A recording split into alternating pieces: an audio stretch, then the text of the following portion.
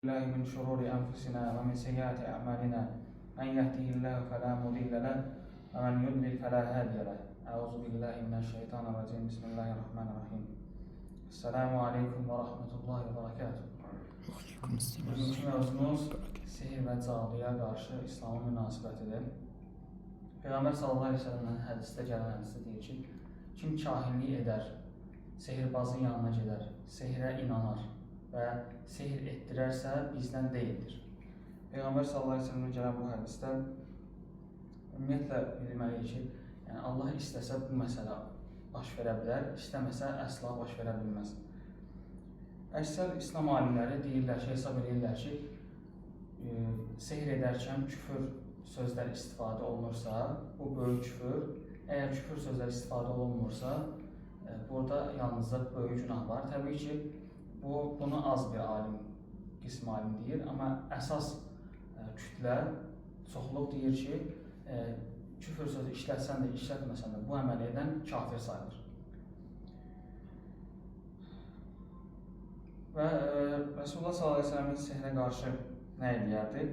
Gələn bizə hədislərdə İmam Əhməddən, Buxaridən, Müslimdən, İbn Məcədən gələn hədislərdə bizə aydın olur ki, Peyğəmbər sallallahu aleyhi ve sellem 3 dəfə İxlas, Fələq və Nas surələrini oxuyaraq ovucunun içindən üfləyərdi və bütün bədəninə sürtərdi.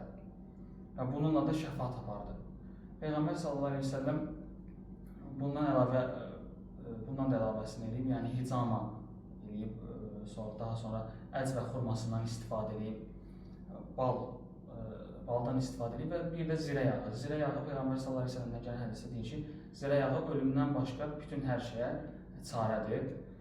Peyğəmbər sallallahu aleyhi ve sellem Nas-ı Fələq surələrini istifadə edib. Nas-ı Fələq surələri necə nazil olub? Bunun haqqında alimlərin ixtilafı var. Bəziləri deyir ki, Məkkədə, bəziləri deyir ki, Mədinədə nazil olub. Mədinədə nazil olduğunu deyənlər ona görə deyir ki, Peyğəmbər sallallahu aleyhi ve sellem'e sehir edildikdən sonra bu ayələr nazil olub. Təbii ki, bu sehir məsələsi Əhl-i-Sünnə sehir məsələsini qəbul edir. Cəfər məzhəbi sehir məsələsini qəbul etmir. Əhl-i-Sünnəyə görə sehiri Yahudi Ləbid bin Əsan eləyib. O da Mədinədə yaşadığı üçün, yəni sehir etdiyi üçün Nas-ı Fələq surələrinin ona görə nazil olduğunu deyirlər. Amma bəzi alimlər də deyir ki, xeyr, burada sehir Mədinədə olsa da Məkkədə surələr nazil olmuşdur. Daha sonra Mədinəyə keçdikdə Allah ona, Peyğəmbərə Cəbrail vasitəsilə bildirir ki, yenidən Nas-ı Fələq surəsini təkrar edəsin.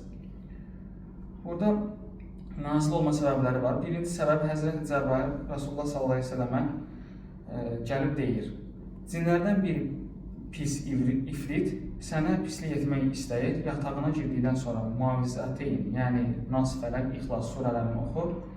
Bu varianta görə surələr Məkkədə də, Mədinədə də nazil ola bilər, 2 yerdə də nazil ola bilər. İkincisi, gözdən, nəzərdən qorunmaq üçün nazil olub. Rəvayətə görə Qureyş elə edər ki, Muhammədə göz dəysin dedi. Sonra da nə sağlam vücudun, gözəl üzün var deyərək göz dəydirmək istəyirdi. Bunun müqabilində Allah Teala Muavizəteyn nazil etdi. Bu hədisə görə də surələr Məkkədə nazil oldu. İbn Abbasdan gələn hədisdə bizə bildirilir ki, bu surə Mədinədə nazil olub. Üçüncü də Yahudi Ləbid bin Əsamın sehri barədə hekayə var. Razi bu səbəbə təfsirçilərin çoxluğunun fikri deyib. Yəni, çoxluğa görə əslində buna görə nazil olub. Deməli, hadisə necə olub? Ən məşhur rəvayət İbn Abbasdan və Ayşədən gələn hədisdir. İbn Abbas hardasa 2210 hədis rəvayət edib Ayşədən. Belə xəbər nəql edir. Bir Yahudi yeniyetməsi Həzrəti Muhammədə sallallahu aleyhi ve sellem'ə xidmət edirdi. Yahudilər bu cavandan Muhammed sallallahu aleyhi ve sellem'in biraz saçını, tükündən bir neçə ədəddə darağının dişindən gətirməyi tələb edirdi. Gənc tələb yerinə yetirdi. Yahudilər həmin əşyalar ilə Peyğəmbər sallallahu aleyhi ve sellem'in səhir edirlər. Bu işin təşkilatçısı Yahudi Ləbid bin Əsam idi. Ləbid saç və daraq dişləri ilə sehir etdikdən sonra onları bir quyuda gizlətmişdir. Hadisədən sonra Allah Resulü sallallahu aleyhi ve sellem xəstələndi və xəstəlik 6 ay davam elədi. Rasulullah sallallahu aleyhi ve sellem deyir ki, mən etdiyim əməlləri etmədiklərimi edirmiş kimi görürdüm. Etdiklərimi də etmirmiş kimi görürdüm. Yəni gözümə qəribə şeylər görsənirdi bu ay müddətində. Bir gün yuxuda ikən iki mələk gəlir. Biri onun başının üstündə dayanır, biri də ayağında və bir-birlərinə deyirlər ki, bu adam niyə narahatdır? Cavab olaraq deyir ki, ona sehr edilib. Sehri kim edib? Sualına baş tərəfdəki oturan mələk cavab verir. Ona bu sehri Ləbid bin Əsam adlı yahud edib. Sehri nə ilə edib? Darağı və yerə düşən saçları idi. Bəs indi onlar haradadır? Sualı ikinci mələk deyir. Filan quyudakı daşın altında. Təbii ki, bunlar hamısı yuxuda baş verir. Rasulullah sallallahu əleyhi və səlləm yuxudan durandan sonra Həzrət Ayşəyə deyir, Allah mənə xəstəliyimin cavabını dedi. Sonra Rasulullah sallallahu əleyhi və səlləm Həzrət Əli, Həzrət Zübeyir və Ammar ibn Yasiri ora göndərir. Onlar həmin quyunu tapıb daşın altından saçların və daraq dişinin içinə iynə sancılan və 11 düyünlə bağlanan parçanı götürüb Peyğəmbərə gətirirlər. Allah düyünlərin sayı qədər olan 11 ayəni nazil edir. Bu ayələr 2 surənin Fələq və Nasın ayədi idi. Peyğəmbər sallallahu əleyhi və səlləm hər ayəni oxuduqca bir düyməni açır. O son ayəni oxuyub son düyməni açdıqda yerində ox kimi fırlanırdı. Bu zaman Cəbrail ona dedi, sənə əziyyət verən hər şeyə, həsəd edənə, nəzərə qarşı bu ayələri oxuyub sənə üfləyəcək. Allah sənə şəfa verəcək.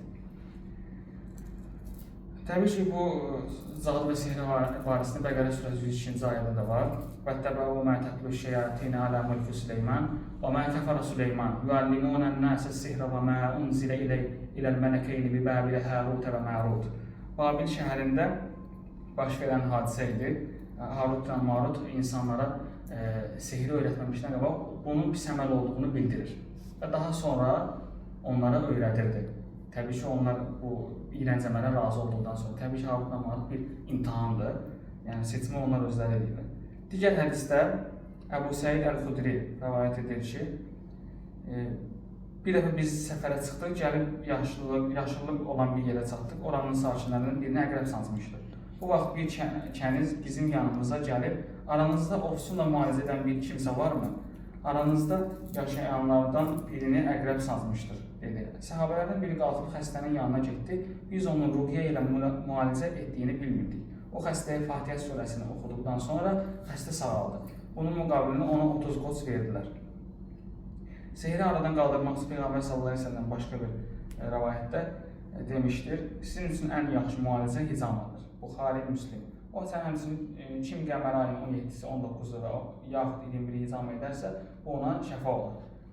Uca Allah buyurur, Rəbbin bal arısına belə təlqin etdi. Dağlarda, ağaclarda, insanların düzəltdikləri çardaqlarda özünə pədəklər gör. Sonra bütün meyvələrdən və Rəbbinin səndən ötürü asanlaşdırdığı yollarla get. İbn Məsuddan gələn rəvayətdə Peyğəmbər sallallahu əleyhi və səlləm demişdi, iki şeylə müalicə olunur, Quran və bal. İbn Məcədə gəlir bu hədis. Əcv və xurmasının sehrə təsiri. Çox qəribədir, çünki müsəlmanların çoxu inanmır buna. Amma Peyğəmbər sallallahu əleyhi və səlləmdən sabit olaraq, səhih olaraq gələn hədisdir ki, Peyğəmbər sallallahu əleyhi və səlləm bu xurmanı çox sevərdi və bunun ac qarnı səhər tezdən 7 dənəsi yeyilməsi sehrə təsir edəcəyi bildirilib. Yəni 7 dənə yeyərsə insan sehrə təsir edir.